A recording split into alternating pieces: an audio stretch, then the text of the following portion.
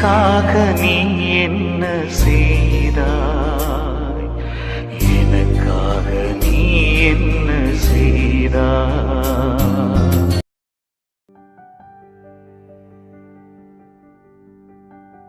இறையேசுவில் பிரியமான என் அன்பு சகோதரமே, வாய்ஸ் ஆஃப் டிவைன் மர்சி என்ற யூடியூப் சேனலின் மூலமாக மீண்டும் ஒரு முறை உங்கள் ஒவ்வொருவரையும் சந்திப்பதில் பெருமகிழ்ச்சி அடைகின்றேன். தவக்காலத்தின் 3ஆம் ஞாயிற்றுக்கிழமை.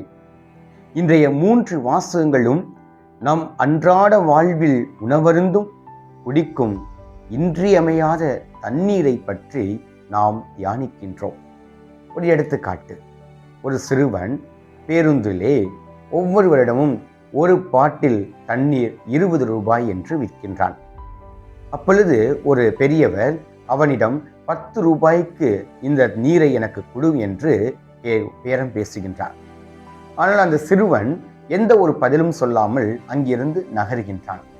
உடனே அந்த பெரியவர் அந்த சிறுவனை கூப்பிட்டு, நான் உன்னிடம் 10 ரூபாய்க்கு இந்த ஒரு பாட்டிலை கேட்கின்றேன், நீ எந்த ஒரு பதிலும் சொல்லாமல் ஆம் அல்லது இல்லை என்று சொல்லாமல் செல்கின்றாயே என்று அங்கே வாதிடுகிறார். அதற்கு சிறுவன் சொல்கின்றான், உண்மையிலேயே உங்களுக்கு தாகம் ஏற்பட்டிருந்தால் நீங்கள் பேரம் பேசியிருக்க மாட்டீர்கள். ஏனென்றால் தாகத்தை தணிப்பதற்கு அது எவ்வளவு ரூபாயாக இருந்தாலும் உடனடியாக அதை கொடுத்து வாங்கியிருப்பீர்கள். ஆனால் உங்களுக்கு தாகம் ஏற்படவில்லை, மாறாக எங்களிடம் இருக்கும் அந்த சாதாரண ஒரு செயலை கூட நீங்கள் பேரம் பேசுகிறீர்கள் என்று சொன்னாராம். ஆம், இதை இயேசுவில் பிரியமானவர்களே, உங்களுக்கு புரிந்திருக்கலாம். தாகத்தோடு நாம் கடவுளை நாடும் பொழுது கடவுள் நம்மை நிறைவாக ஆஸ்வதிப்பார். பல நேரங்களிலே தாகத்தோடு கடவுளை தேடுவதில்லை, ஏனோ தானோ என்று நம்முடைய ஆன்மீக வாழ்வில் நகரும் பொழுது கடவுள் நமக்காக காத்திருக்கின்றார்.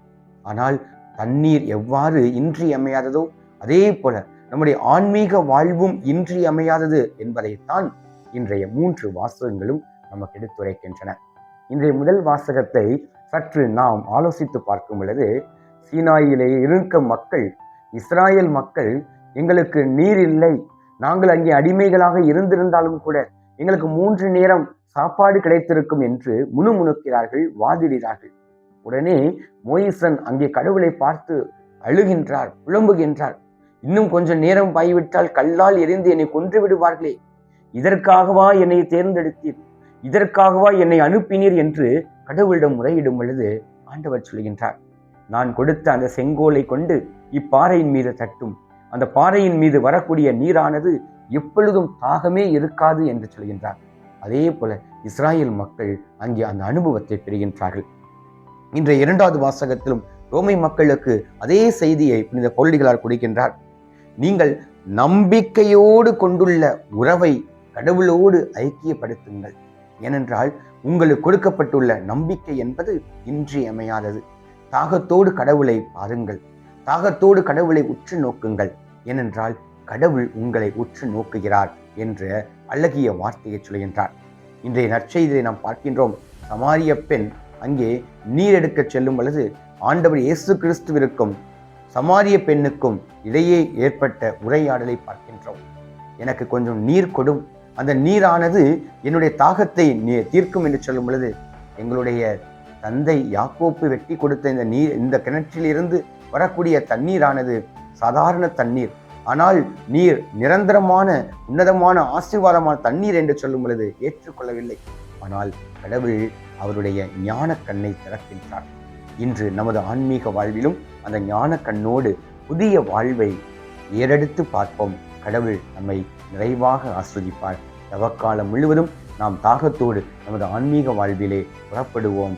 ஆண்டவர் நம் ஒவ்வொருவரையும் நிறைவாக ஆஸ்வதிப்பார். ஆமேன்.